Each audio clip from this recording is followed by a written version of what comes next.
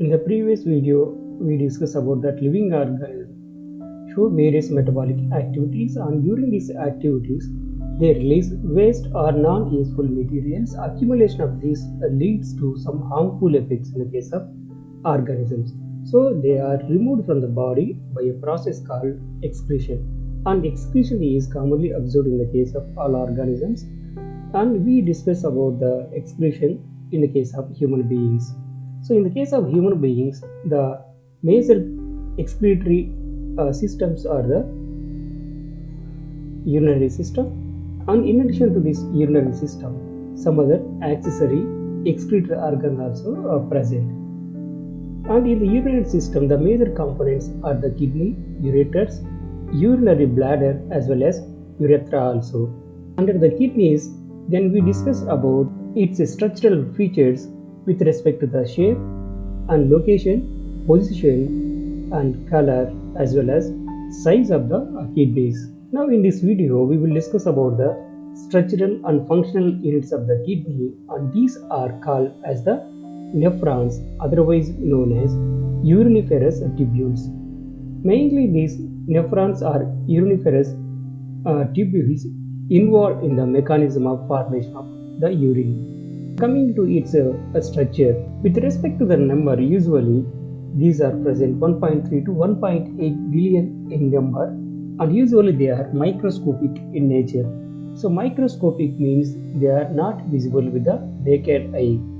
So separate microscopes need to be used to observe or visualize the nephrons, and usually these are thin tubular functional units of the kidney.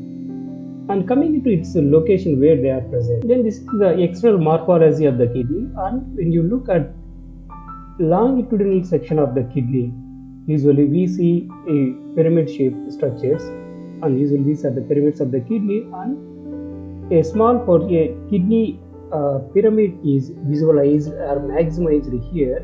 Here you can see the external cortex as well as the inner portion medulla. In this medulla region, you can see the structural units of the kidney, that is called as the nephron. So usually, for better understanding here, only one nephron is exhibited here, but actually in the single pyramid, many nephrons are present. And when you look at the structure of what you call this nephron, you can see two distinct features of the nephron. One region, that is Malpighian capsule, which is highlighted in the circular gray color circle, and other one is the area which is highlighted in the light yellow colored rectangle. This is the tubular structure, and this tubular structure is known as the renal tubule. So the major components of nephron includes the Malpighian capsule, and other one is the renal tubule. And coming to the structure of this nephron, which includes Malpighian body, otherwise known as Malpighian capsule, otherwise known as renal capsule, and other important part is the renal tubule. And when you look at this nephron, as we discussed earlier, then these two are the major components of the nephron. Here this is the Malpighian capsule, and this region, and the other portion is the renal tubule, which includes all this region.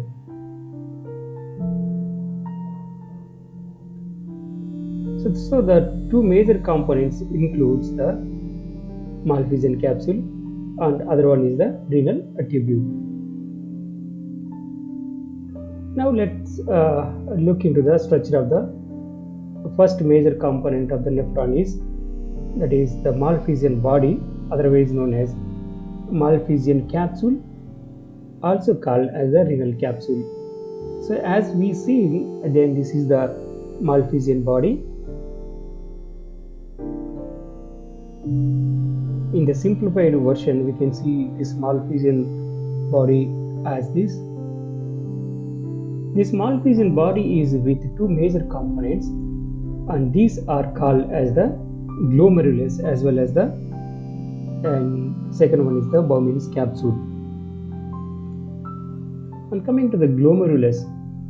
Glomerulus is a small intertwined means it make a looping, a small intertwined group of capillaries in the Malpighian body, and it filters the blood during the urine formation.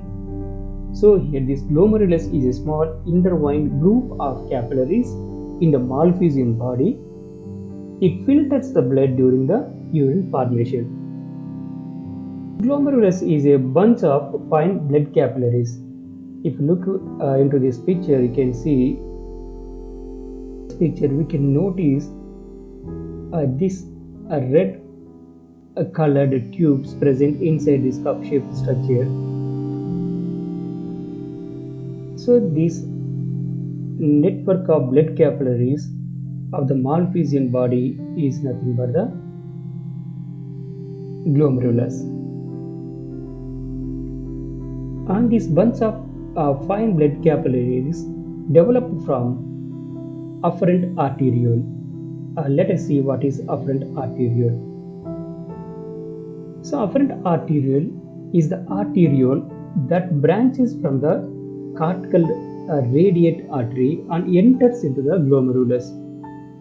So that capillaries of blood network developed from the afferent arteriole. Let us see where exactly these afferent arterioles are present. In this central region, this is the glomerulus. It's a network of blood capillaries, and this is developing from this particular blood vessel known as afferent arteriole. So this is the afferent arteriole that enters into the Malpighian body and forms the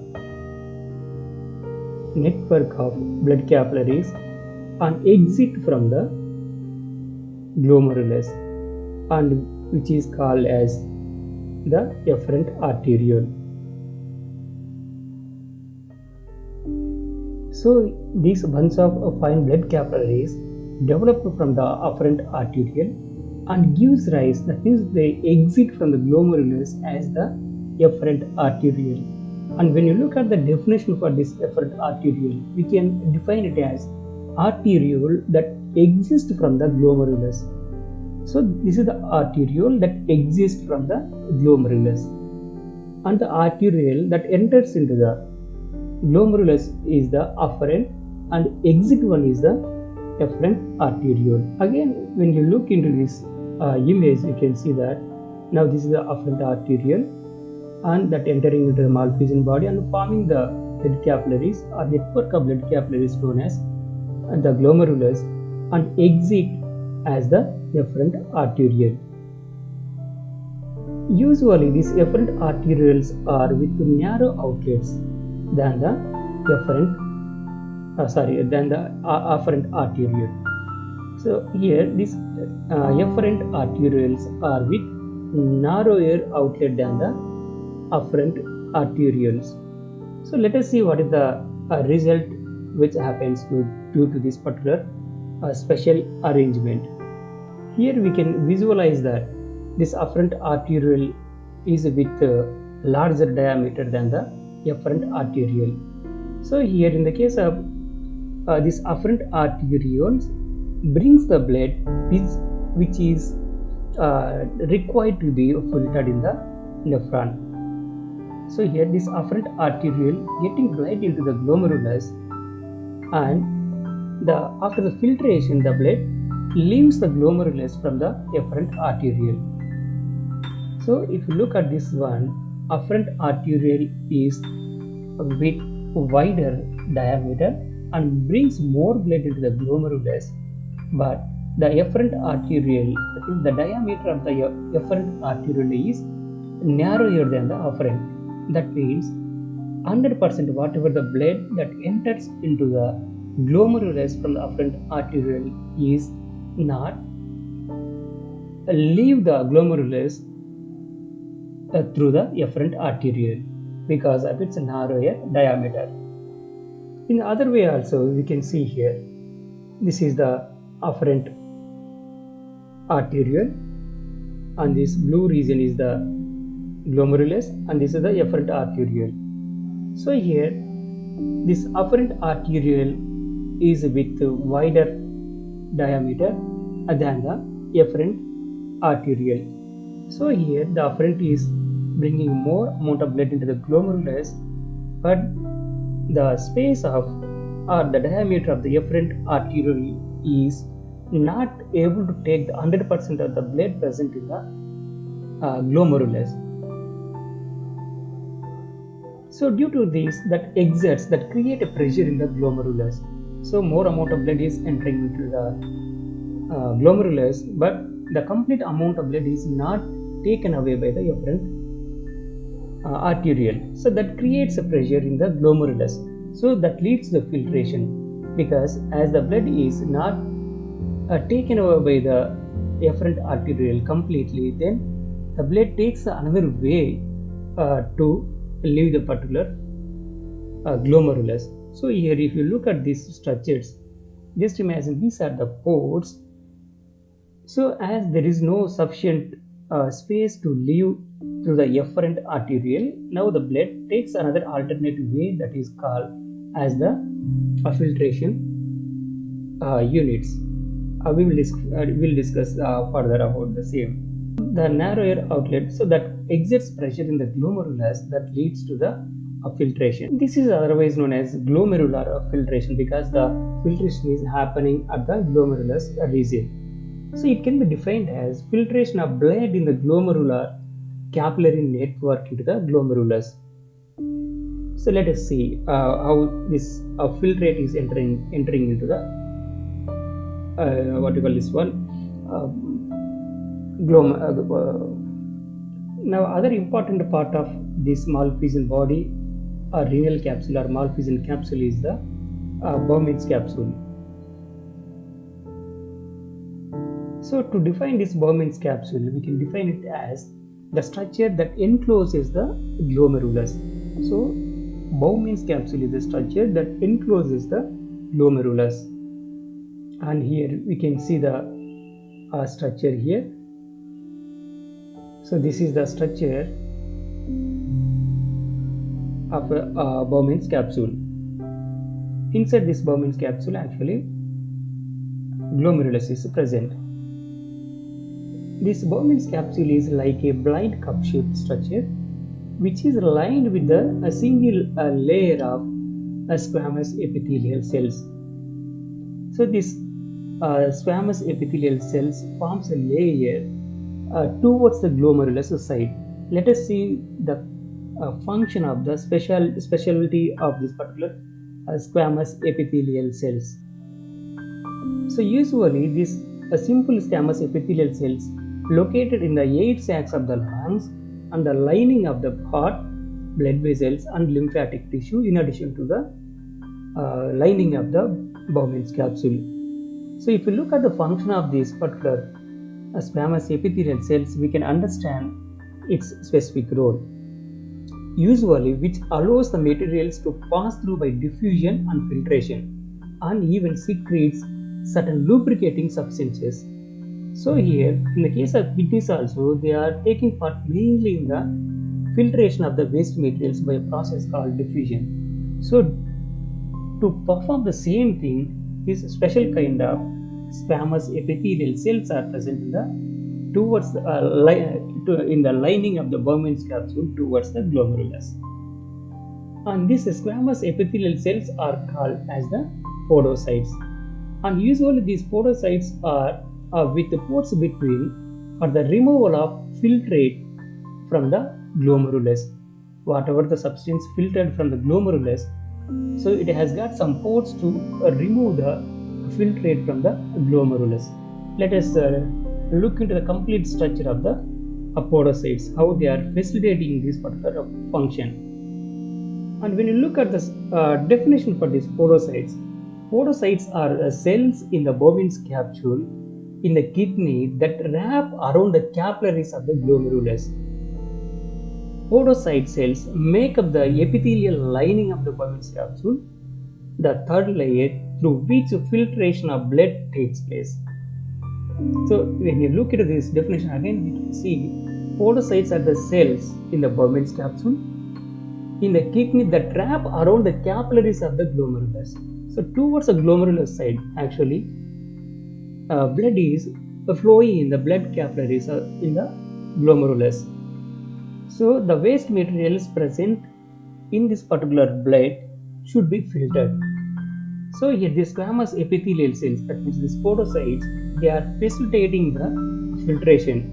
They are present as a layer towards the glomerular side. So this complete structure is facilitating the filtration function. And these podocyte cells make up the epithelial lining of the Bowman's capsule, and this is the third layer through which filtration of the blood takes place.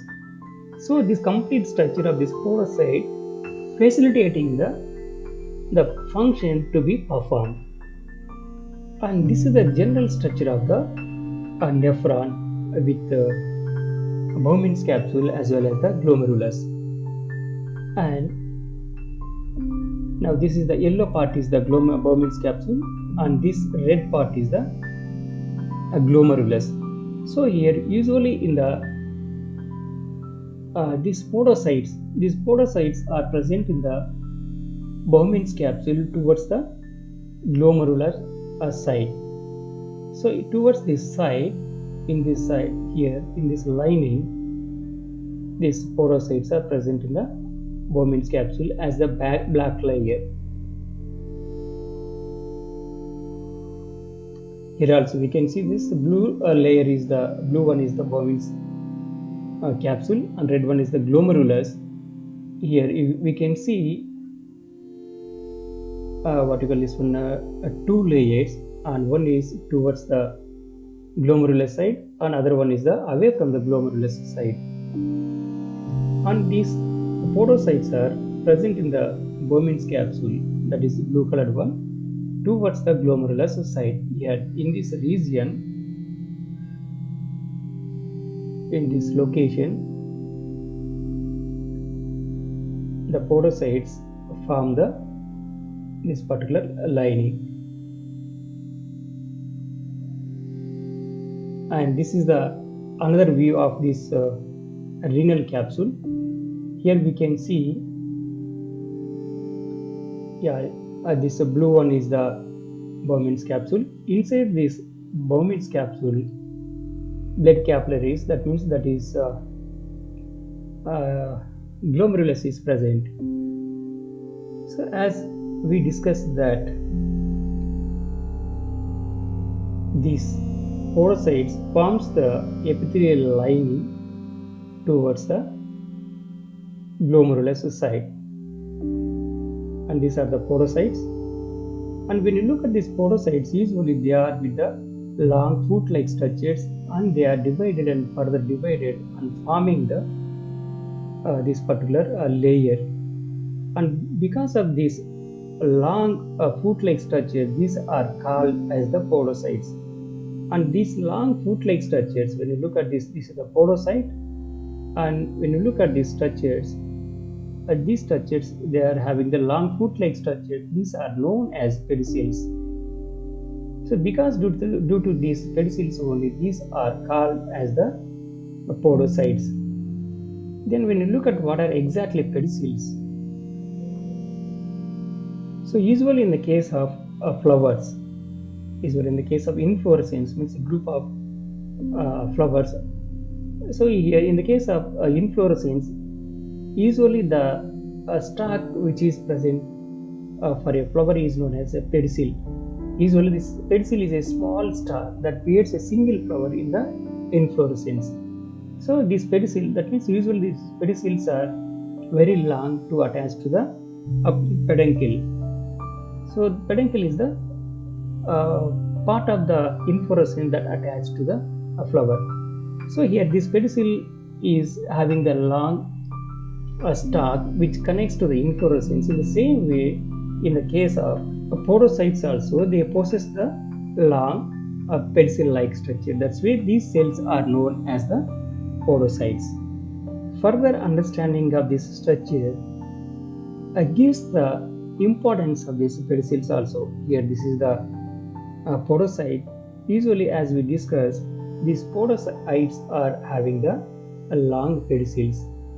Here you can see these are the long pedicels, and when you look at these pedicels, we can see this is a branched foot-like structure, and further even it is further branched, sub-branched here.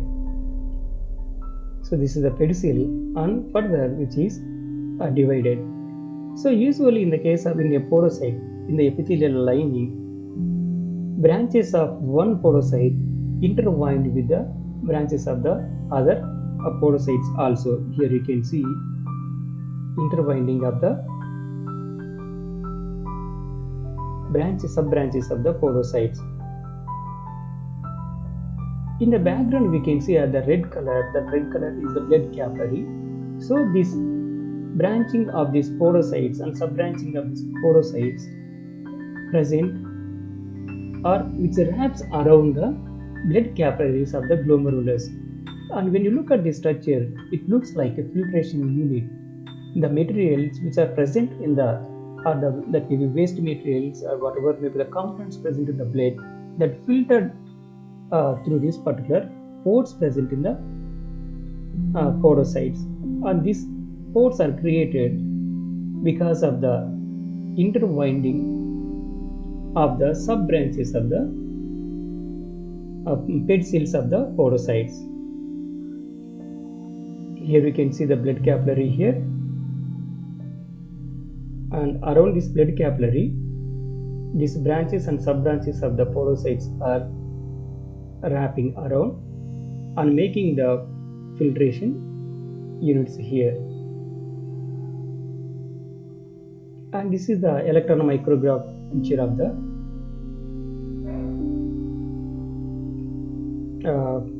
porocyte. That means the pores created by the podocytes. Here you can see. Then it acts as the filtration units for the filtration of the blood. And these are the branches and sub branches of the pedicels of the podocyte. Through this particular pores only the waste materials, not only waste materials, certain useful materials also filtered from glomerulus to the Bowman's capsule.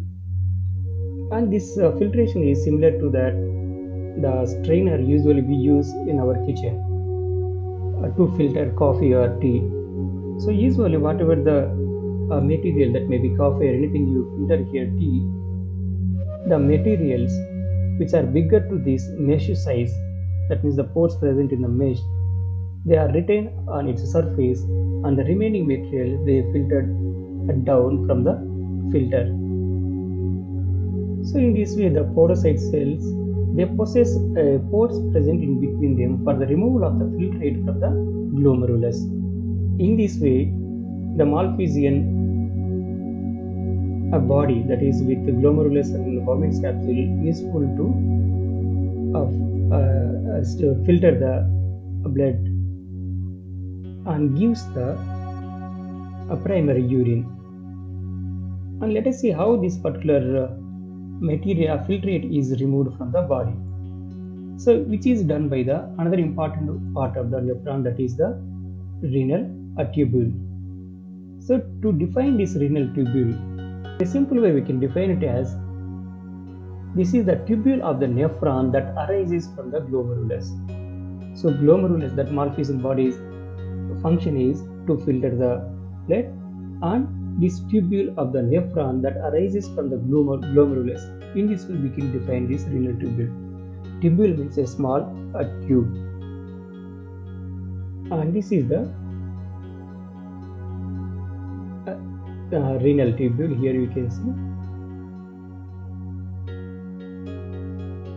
So when you look at the structure of this renal tubule has the proximal convoluted tubule and loop of Henle, and the final one is the second or distal convoluted tubule. So let us see what is this proximal. Proximal means the starting, So convoluted means its a dictionary meaning is, so convoluted is the rolled and any structure that rolled longitudinally upon itself without the influence of any other structure. If any structure roll longitudinally upon itself, that is considered as convolution. So here, in the case of this, this proximal convoluted tubule can be defined as the part of the renal tubule that arises close to the origin, that arises close to any specific structure, that is glomerulus. So that's why it is considered as proximal convoluted tubule. This is a tube which is arising close to the glomerulus, and even it has got longitudinal rolls also. Here you can see this is the proximal convoluted tubule, which is appear in the yellow color. From here to here, this is considered as the proximal convoluted tubule, and here we can see the longitudinal rolling of the tubule also. The next component is the loop of Henle's. In the case of this loop of Henle, this is the part of the renal tubule that loops into the renal medulla. So as we discussed earlier, the inner portion of the kidney is known as medulla, and outer portion is the cortex. Usually this is the part of the nephron which is looped in the renal medullary region, and this portion of nephron is called as the loop of Henle. In this picture we can see this is the loop of Henle, which is in blue color region, which appears as a loop, and this is present up to this region. Next, coming to other part of the nephron, and this is the second or distal convoluted tubule. So here, when you look at the definition for this, is purely, it's not a science, it's a dictionary English meaning.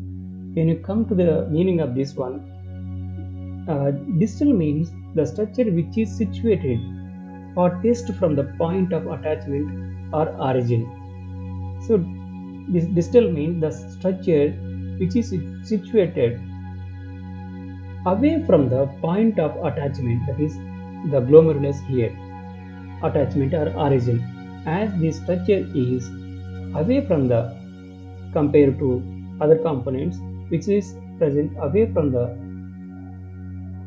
glomerulus, usually it is considered as the distal convoluted, otherwise known as second convoluted.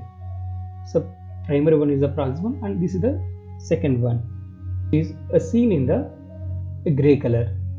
So from here to here, this region is called as the distal convoluted tubule. Then after this, then the nephron opens into the collecting tubule, and this collecting tubule is actually not a part of the nephron, but this is the important structure into which the nephrons opens into.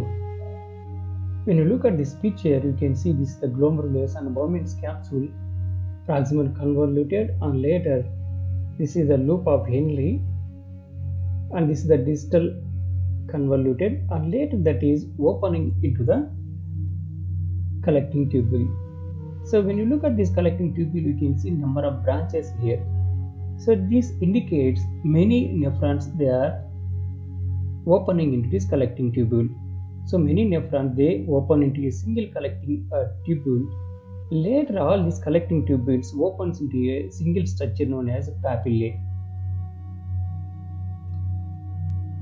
And these structures forms pyramids as well as the calyces. So as per our understanding, now here when you look at this structure, the nephrons are present here. This is the cortex region, and this is the medullary region where these pyramids are present. So here are towards the apex region of this particular pyramid, the collecting tubules opens into a structure called papillae. Later, this papillae opens into the structure called minor calyx. This is the calyx region here. And many minor calyxes, here also you can see, this is the minor calyx. Minor calyx of the many pyramids, they combine together and forms the major calyx. And major calyx from the different parts of this kidney, they open into a common structure known as the renal pelvis. Later, this renal pelvis opens into the ureter, and these are the tube-like structures which takes the filtrate, that is the urine, from kidneys to the urinary bladder. About this we will discuss further. This collecting tubule forms pyramids as well as the calyces, and this opens into the pelvis as we discussed now, and this pelvis opens into the ureters. Ureters later opens into the urinary bladder as seen here. These are the ureters and they open into the urinary bladder, and later that whatever the urine present in the bladder, that moved out from the bladder by the urethra.